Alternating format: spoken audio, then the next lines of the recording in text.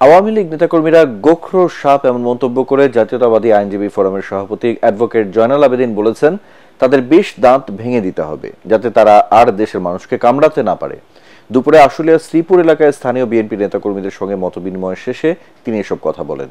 এ সময় গণহত্যার দায়ে আওয়ামী লীগের কঠোর বিচার দাবি করেন অ্যাডভোকেট জয়নাল। তিনি বলেন, শেখ হাসিনা সহ দলটির নেতাকর্মীদের বিচার করতে হবে।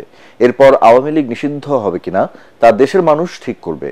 সংস্কার কাজ শেষ করে দ্রুত দেশে নির্বাচন আয়োজনের দাবিও জানান বিএনপির ভাইস চেয়ারম্যান। আওয়ামী লীগ হচ্ছে এমন একটি দল, এই দলকে শুধু বহিষ্কার করলে হবে না, এই দলের শেষ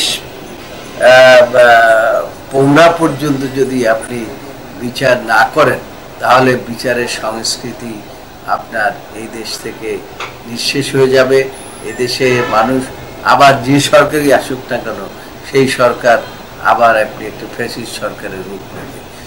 কোনো সরকার এসে ফ্যাসিস্ট সরকারের রূপ নেক এই দেশের মানুষ কিন্তু সেটা চায় না।